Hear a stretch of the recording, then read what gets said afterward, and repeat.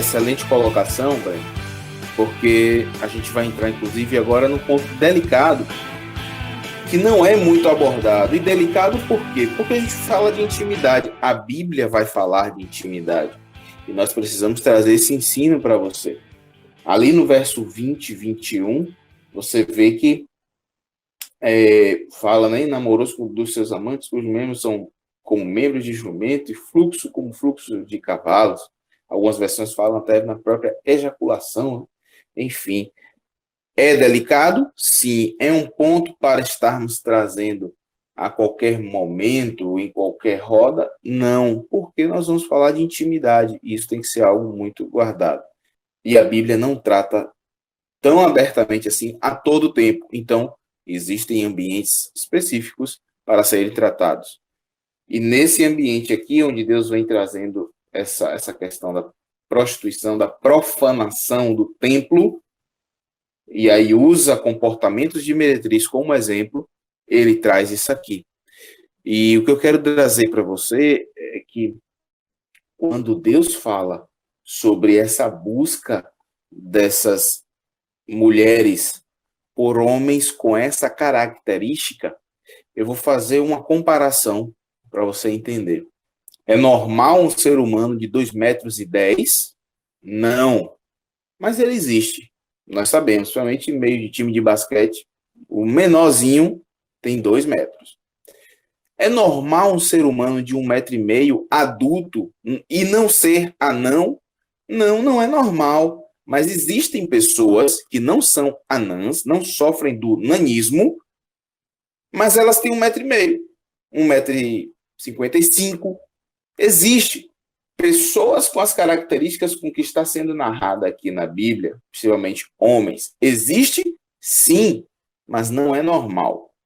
A busca dessas mulheres por homens com essa característica demonstra que elas estão insatisfeitas com aquilo do que já tinham se fartado e abusado.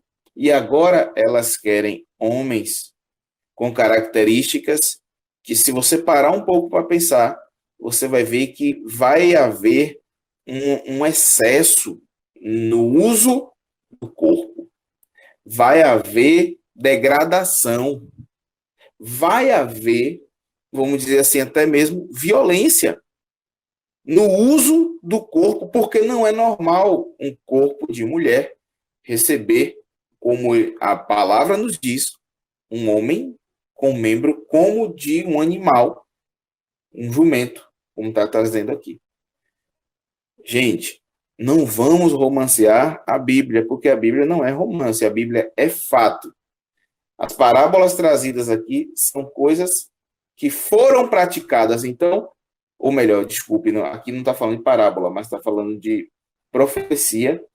Enfim, às vezes uma voz profética, mas é tomado exemplos fáticos para fazer uma significação na nossa mente. Assim, ó, assim como aconteceu com fulano de tal, naquele dia e tal, assim também o outro fez, ou assim também vai acontecer em tal caso.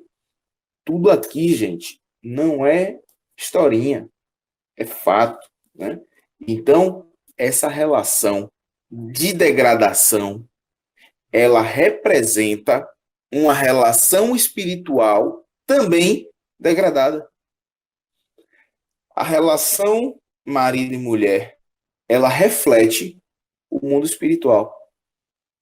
A relação corpo de Cristo, igreja, com Deus, reflete o mundo espiritual. A sua relação com sua esposa, a sua relação com seu marido, reflete o mundo espiritual sobre a sua casa. Então, aqui está nos trazendo um ambiente onde o mundo espiritual estava degradado. Violência sobre violência, alianças sendo rompidas e publicamente profanadas. Então, eu demorei um pouco falando sobre isso, só para te trazer paz e para tirar qualquer sombra de religiosidade que tente trazer qualquer significado que não seja o fato.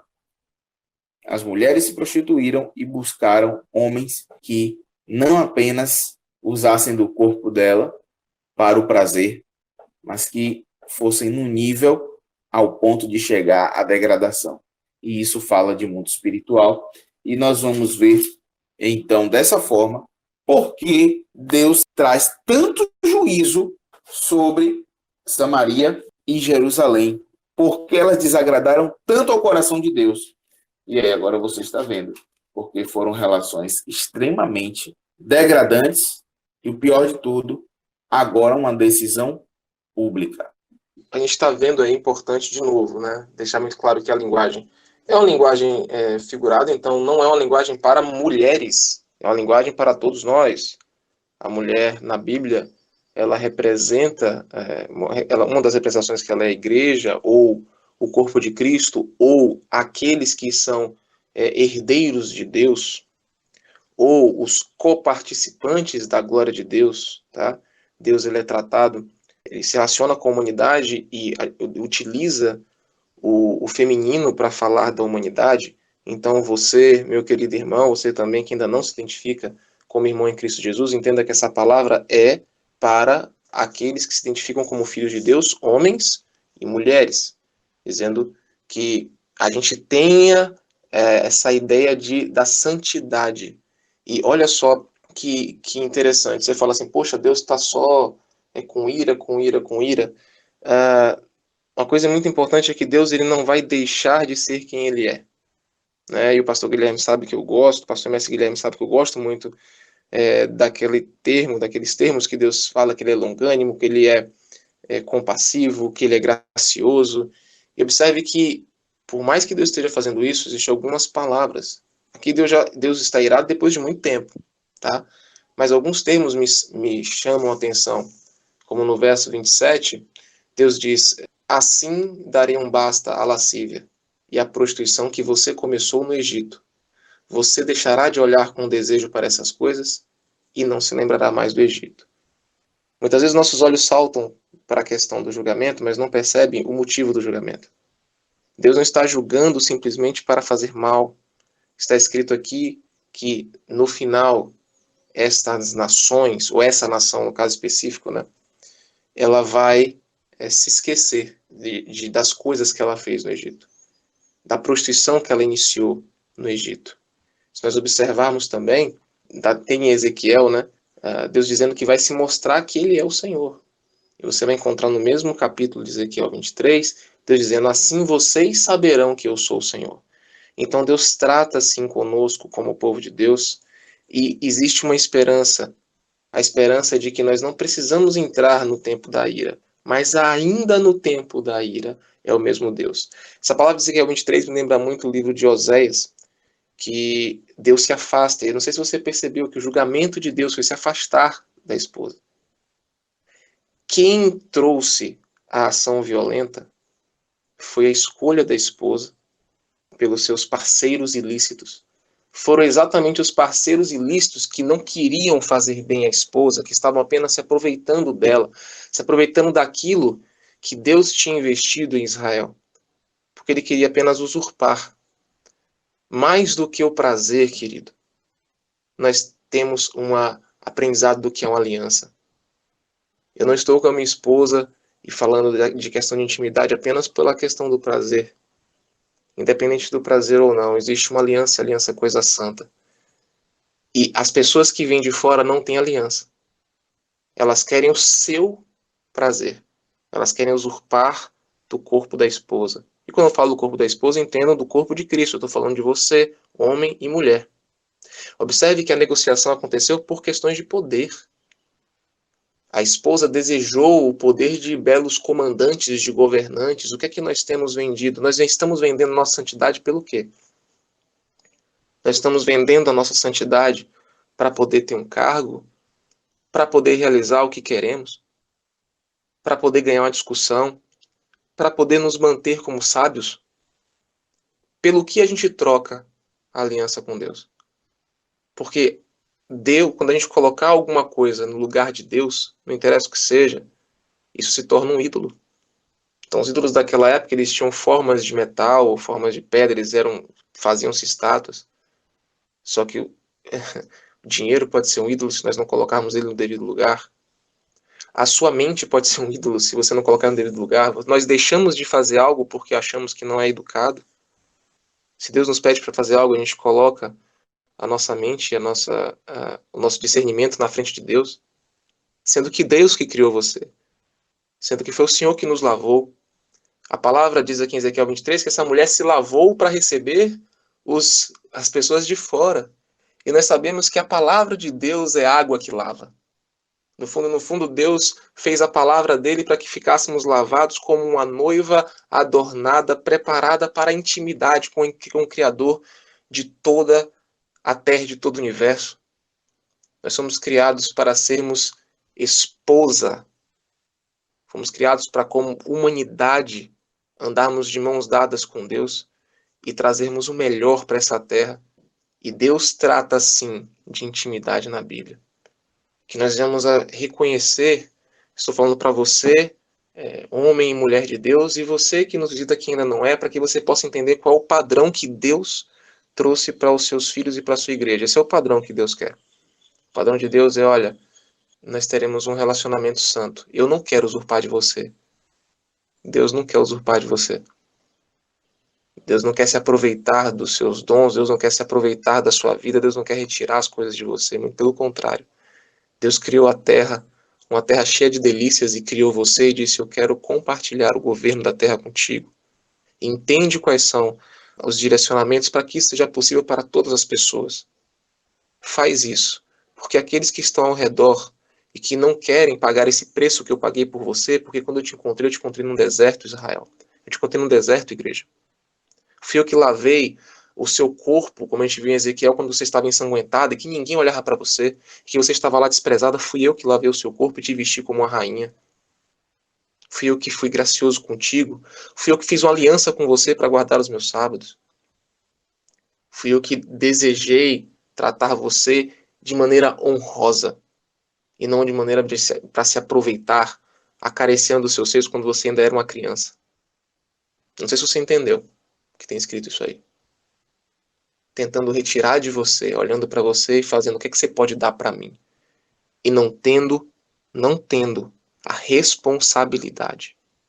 Não amando você de verdade, mas amando os prazeres que você poderia me dar. Deus não quer você que é mulher ou você que é homem, que ninguém fique tirando de você ou tratando você como um objeto. Deus quer que você seja tratado como aquilo que você foi criado, imagem e semelhança de Deus, em honra, para que você tenha segurança de que existe um amor e um ambiente seguro para se relacionar, que você pode se abrir, que é aquela pessoa que está ali. Estou falando de Deus e falando também agora do relacionamento, porque ele é uma réplica. A pessoa que está ali, ela não quer te machucar. Ela vai, inclusive, pagar o preço de não querer apenas o prazer, mas ela tem uma aliança de santidade contigo. Até o final da vida, até o momento que Deus tem para nós. É isso aí. E você vê, né, como é importante essa relação familiar, que Deus, por muitas e muitas vezes, na verdade, sempre que Deus quer tratar de intimidade, ele vai para o cunho familiar, né? Pai, filho, mãe, filho, filha, marido, esposa, esposa, marido, enfim. Você, Breno, falou sobre Oséias, e o capítulo 24 vai trazer para nós um exemplo muito forte. Aí agora é falando, usando a esposa, realmente a mulher casada, que é usada mais uma vez como exemplo na Bíblia para falar sobre um preço pago pelo marido. Mas isso é só no 24. A gente vai chegar lá. Foi só porque você falou de Oséias e eu lembrei. E o contexto é diferente do de Oséias também. Caso você, irmão, já tenha lido o 24 e tenha observado isso. Mas Deus pega o tempo todo essas figuras, né, de dentro da casa para falar sobre relação espiritual. Lembre-se sempre que Deus é o provedor. Ele é o provedor. Ele quer de nós apenas fidelidade à aliança. E quando tivermos fidelidade a essa aliança, nós vamos realmente entender que não precisamos de mais nada. É isso que Deus está trazendo aqui. Enquanto a aliança estiver sendo rompida, será colhido fruto do rompimento, fruto do adultério, fruto da idolatria. Então, reflita nesse sentido de que a Bíblia fala da relação homem e mulher para nos dar um entendimento de mundo espiritual. Irmãos, muito bom comentário de Breno. Eu vou ficar por aqui. Você reflita sobre como está a sua relação em casa. Como está a sua relação em casa? Isso vai falar de mundo espiritual, ok? A Bíblia é muito clara e a Bíblia traz fatos, mesmo sendo uma linguagem poética, mesmo sendo uma linguagem figurativa, mas a Bíblia está fazendo isso sempre abordando fatos, sempre trazendo pessoas, sempre trazendo um ambiente. E nesse caso aqui, está falando de família. Como está a sua relação em casa? Como está o seu casamento? Reflita sobre isso. E você vai entrar na dimensão espiritual sobre a sua vida. Cumplicidade, irmãos. Cumplicidade. Um sentimento, na verdade, uma decisão e uma prática necessária em qualquer tipo de relacionamento, qualquer tipo de relação. Cumplicidade, confiança. Não se esqueçam que foi o próprio Deus que criou os céus e a terra, que disse que você era imagem e semelhança do próprio Deus. Qualquer outra coisa que queira te colocar na posição de Deus está tentando fazer mal para você. Porque foi o próprio Deus que disse que você já era imagem e semelhança dele. Então aproveite tudo aquilo que Deus tem para você, que de maneira maravilhosa e santa, ele já nos colocou na posição de governo, mas um governo responsável, não só para o nosso prazer, mas para fazer o bem para todas as pessoas. É isso aí. Vamos orar. Deus Pai maravilhoso, muito obrigado pela sua palavra em nossas mãos, em nossos corações. Muito obrigado por poder refletir. Muito obrigado pelos irmãos da escola bíblica que têm nos levado a esse nível. Muito obrigado, Senhor, pela vida dos nossos líderes, apóstolo Eduardo, apóstola Ada, que tem nos permitido experiências com Deus, tem nos ensinado, e isso tem nos feito crescer no conhecimento da sua palavra e na relação contigo. Muito obrigado, papai querido, porque a sua palavra tem sido revelada, renovada todos os dias. Cada encontro desse, nós saímos renovados, não porque estudamos, não por nós, mas é simplesmente pelo teu poder, pelo Espírito Santo que o Senhor colocou em nós. Não há o que falar além de dizer obrigado, Pai. Muito obrigado. Abençoa os irmãos que ouviram, os irmãos que vão receber essa mensagem compartilhada. Abençoa aquelas pessoas que são alvos de oração dos nossos ouvintes. Abençoa, Senhor Jesus, aqueles irmãos que quiseram ouvir, mas porventura não puderam, e até mesmo que esqueceram. O Senhor sabe todas as coisas. Nós queremos abençoar a todos, e que mais e mais pessoas sejam alcançadas por essa mensagem, para a honra e glória do teu santo nome, e para a edificação do corpo de Cristo, para que os relacionamentos, para que as casas sejam realmente alimentadas, Senhor, com relacionamentos que condizem com a tua palavra, que condizem com o desejo do teu coração para nós, em nome de Jesus. É isso aí, meus irmãos, muito obrigado por estar aqui mais uma vez conosco.